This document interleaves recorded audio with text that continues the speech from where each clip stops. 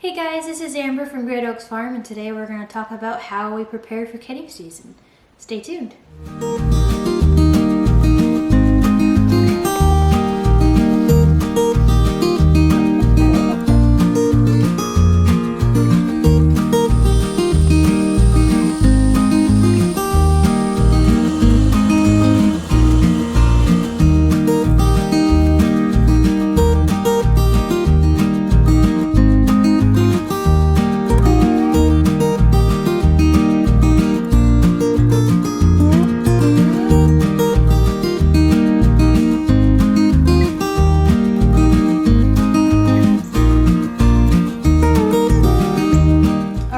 So let's get right into it.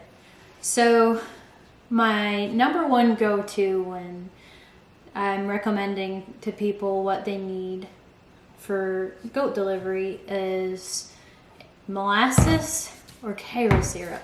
So the reason that you're going to want these is after your goat has delivered, she's expended a lot of energy, and you want to try to restore that energy. You want to boost her sugar levels. So we always use molasses, and you can use light or dark Cairo syrup. It doesn't matter. You can use either or, whichever might be cheaper around you. And some goats are picky, so we will tend to add a little bit of regular sugar too, just to kind of help it so that they actually want to drink it down. But most of the time, after a goat's labored and you offer her that sugary water, she's going to guzzle it. So usually put probably, I never measure it, I kind of just glug.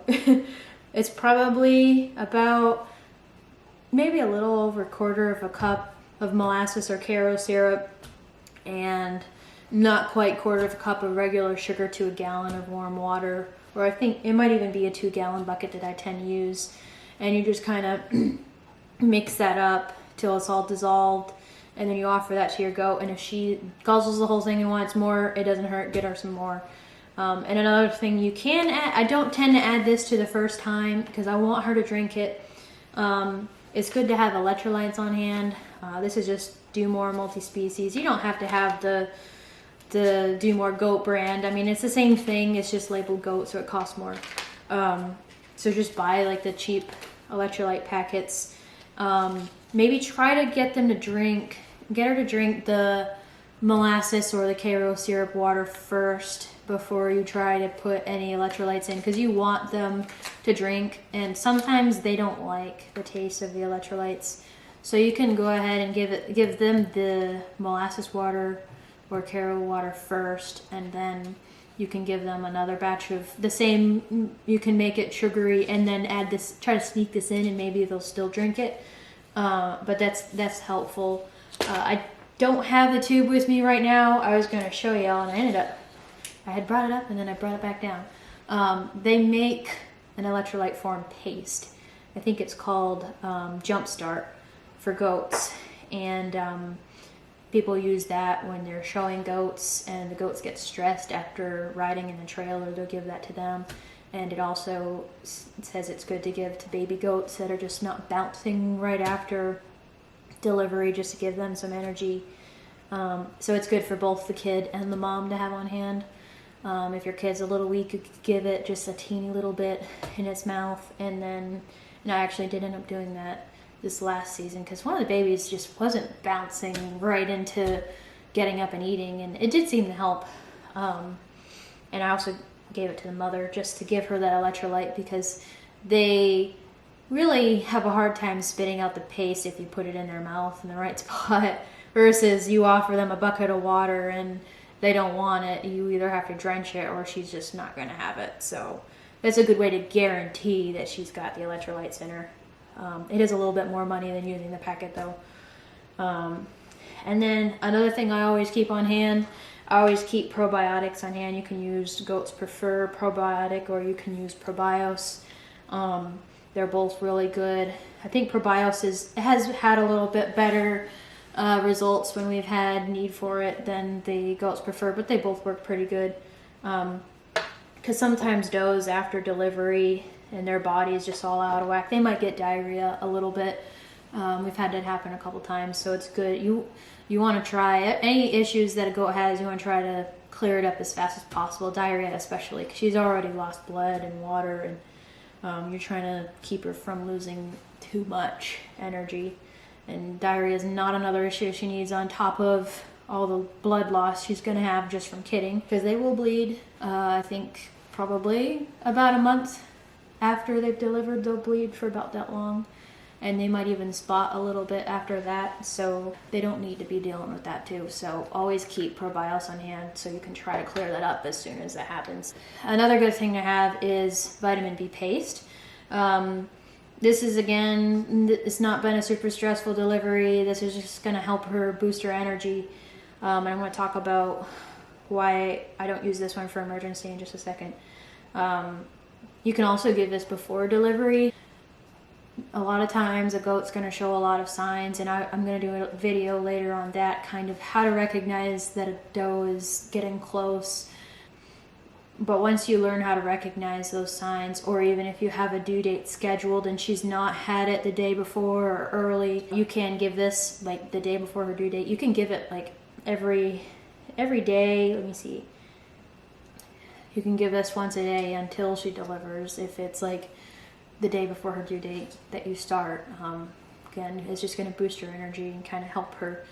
But that being said, if it's an emergency and she's had a really rough delivery and she is not getting up, she's not got energy, does will lay down. That's not something to worry about after delivery, especially first timers. It just wipes them out. But you will know if your doe's not feeling good. She's just going to lay there, her ears are going to be down, and she won't be licking her babies. This is something you need to be concerned about, because does that go down, unless you do something, they might not get back up. So vitamin B complex, the injectable, is always good to have on hand. This is a high potency solution. So this is going to act way faster and way better than the paste is going to. So emergency situation, you're going to have this on hand. Not emergency situation, this is better to use. I don't prefer to stick a goat with a needle if I don't have to. So that's why I have the paste, especially because I have one goat that is a drama queen. So I only stick her when I absolutely have to for her CDT shots or when she's not feeling well. So this is really good to have. You can give it intramuscular, and you can also give it to her sub-Q, which is under the skin. So that's good to know. And vitamin B is a thinner solution, so you can use the smaller needles. Moving on to the next thing. Banamine is something that we always have. We had 1 year where we had 2 does back to back that had really rough deliveries, and we lost one and the other almost didn't make it. And one of the things that helped the second one pull through was Banamine. This is one of the things that you need to definitely contact your vet about before, like a week, 2 weeks, a month before your goats are even in labor, because you want to have this on hand before your goat's in labor. You don't want to have this after, when things have gone wrong. Again, you never know when your goat's going to deliver. So many times that we have tried to call vets and it's too late at night, or it's on a weekend, and it's even happened on the holidays, and nobody's gonna answer the phone, and they might not even have it sometimes. So Banamine is a anti-inflammatory, and it also helps to decrease fever, and it does add a lot of comfort to pain that they are having. Even Hope, when Hope got sick last month now, I gave her Banamine. Within 30 minutes you could see she was relaxing a bit, because it just calms their body, and it helps them their body to be able to focus on the problem. So Banamine is extremely helpful to have, and it works fast, and I think it's literally half a cc to 100 pounds, so you don't use very much of it. And this bottle is 100 ml, so we're gonna get a lot out of this.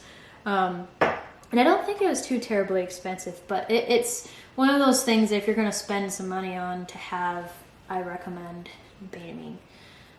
Always have that. And of course you can get like certain antibiotics if they're having a fever possibly an infection, but we haven't a lot of experience on that side of it, so I don't really know what antibiotics are the best to recommend for that. That's something you would probably talk to your vet about. But on the level of preventing infection, we're going to talk about gloves, and we're going to talk about this guy here. This big guy. All right. So when a goat is having a rough time, you don't have a vet there, you have to deal with this on your own. I prefer, you don't absolutely have to have it, but I would recommend it is to have disposable gloves. Why? So 2 years ago, when one of our goats was in the roughest labor we have ever had, 7 hours of trying to deliver those babies, you're going in and out trying to pull those kids, and we didn't have gloves. I think we had maybe one or two pairs, and we quickly used them, because once you go in and you come out, you're introducing bacteria once you're out, and so those gloves need to go right in the trash. And then, like in our case, the pen that I had prepared, we had our own cut shavings, and it was super fine, and it was sticking to everything. And we kept dropping our gloves, or she would go to move over, and she couldn't move the way that the other person was trying to deliver, so one of us had to grab her, and she would be dirty or have shavings on her, and that would be on us, and that pair had to go. So it's good to have a whole box there if you can, so that if the gloves get dirty, you can toss them and grab another pair. In our case, we used the 2 pairs we had too fast, so then we had to just use our bare hands. But when you do that, you have to constantly sterilize your hands, and our hands are getting so dirty between the blood and the shavings that our bucket had to be ran up to the house, and we have a pretty long steep hill that we have to run up to, and we had to change that water like 4 times, maybe even more. It felt like a lot, just so that we could keep our hands sterile the whole time until we were finally able to deliver those kids, because I was trying, not getting anywhere, and my dad was trying. And realistically, you don't want to go in and out too many times, but that was the most stressful time we ever had, and nothing went well that day. It was truly a miracle that she's all right, and the 2 kids out of the triplets are all right. So, and that's actually Hope and Miracle's birth story down at the barn. So they were fittingly named for that whole situation. But we just get these gloves at Sam's. I think it's either a pack of 100 or it's a pack of 300. There's quite a bit in that pack, and they're fairly cheap. And you can also get these at Tractor Supply. I've seen them there. You can get them at Walmart, I think. They're probably, the thing with Walmart is they'd probably be too big, because a lot of times all they have is large, and you don't want these falling off of your hand when you're in there. You want them tight under your hand, like not coming off. So and then there's these other gloves. If you're really like about doing that and very uncomfortable, these might be more helpful. I don't know if you can see that. They're the shoulder length gloves. They're more used for like AI, breeding cows and such, but this might be helpful to have. We have them more so for if a cow goes in labor, because these teeny little gloves ain't gonna help us none. So, but another really good thing to have is lube. It's just like taking a ring on and off without the butter.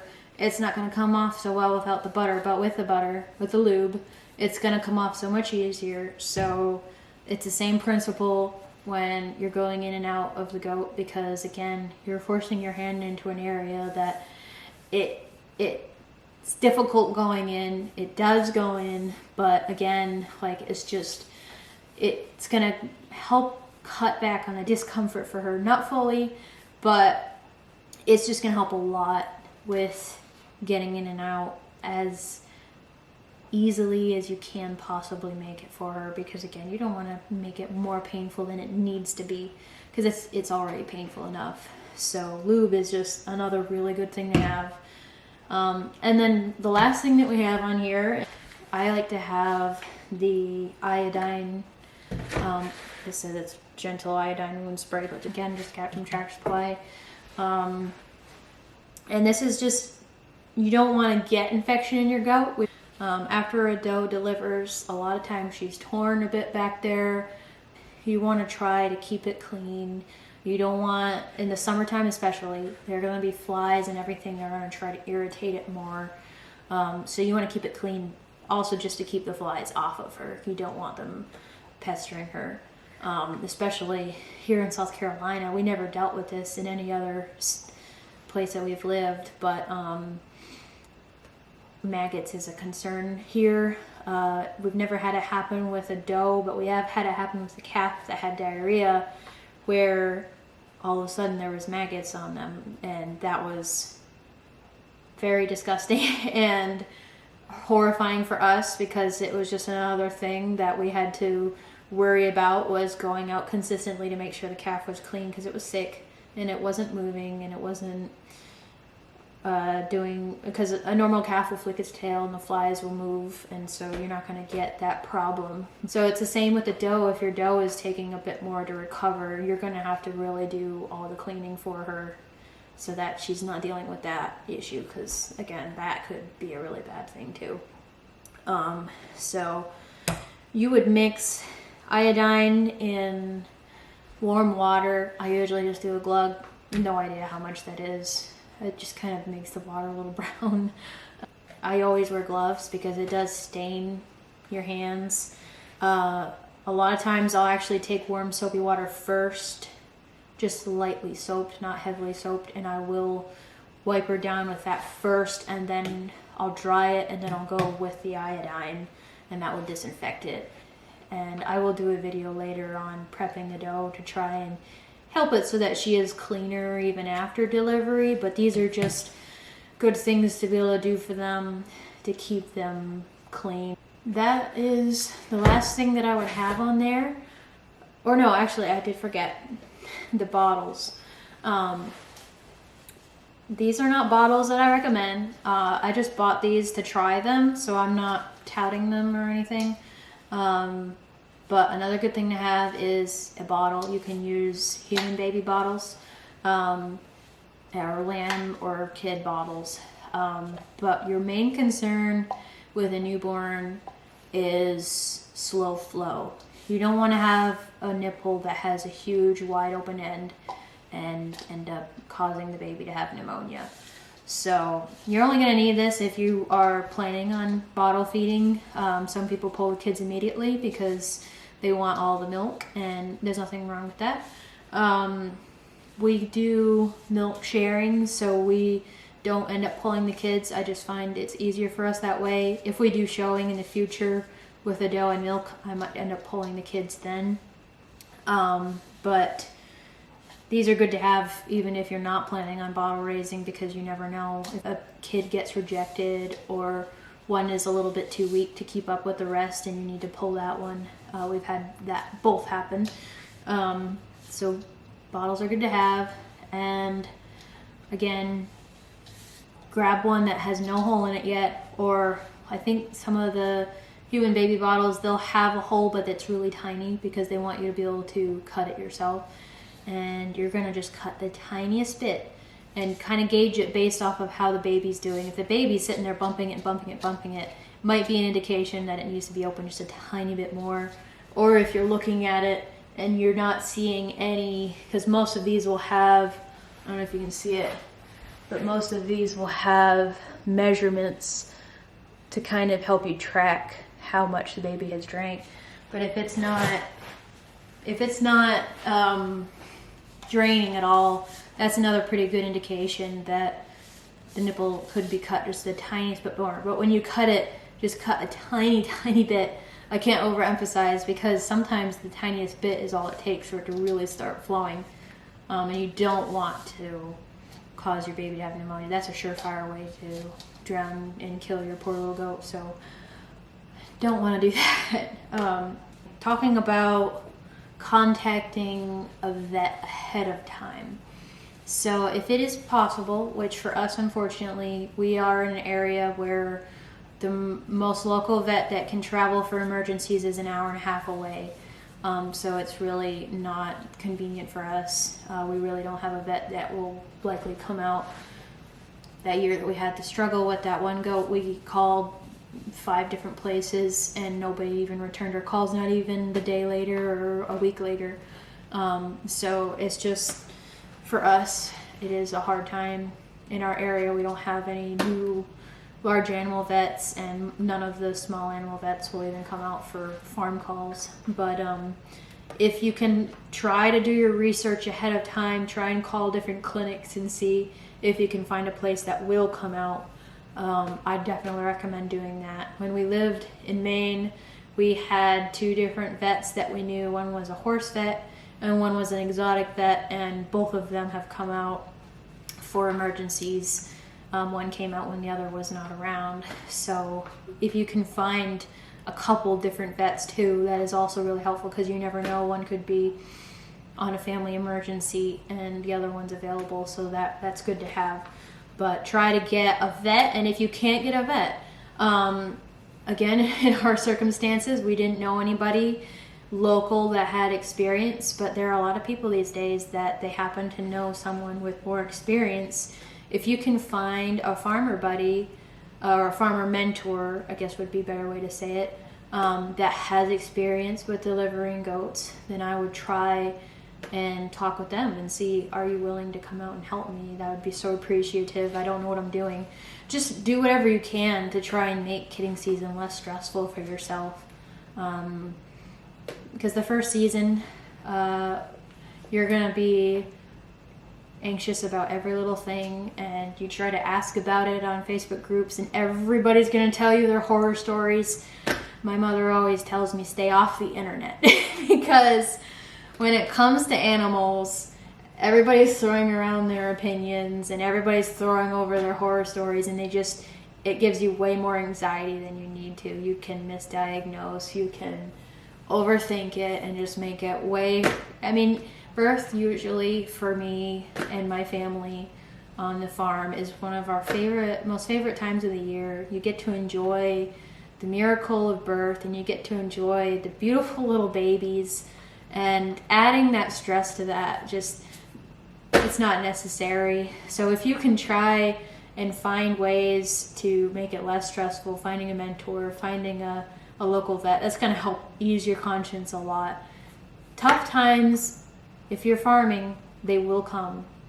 And as Christians, we learn through it. We learn to depend on God, and we learn of the value of life and the frailty of life and how quick it is, how one day the goat can be perfectly fine and the next you've lost it. And that's the unfortunate reality of having a farm. But we all learn from those experiences, and we learn to value and take the best care of our animals while we can, because we want to be good stewards of what we have. So we're telling you all of this stuff so that you can be a good steward of your goat and try to make the delivery as smooth as you can. And anyways, I think that wraps up this video, and I hope that this was helpful. And if y'all liked it, please give it a like to help us get out there. And if you want to stay tuned for some of our upcoming kidding videos, we're hoping to do live videos of the births. Subscribe, and you can keep following us for all of the things coming up. And we're also on Facebook and Instagram. The links are in the description for that as well. We just like to share our farm pictures and our experiences, and you can also see on there some of the kids that we're going to have available. But anyways, you can also let us know what you thought of the video in the comments, and we always love to hear from y'all. And I hope to see y'all in the next video soon. Bye!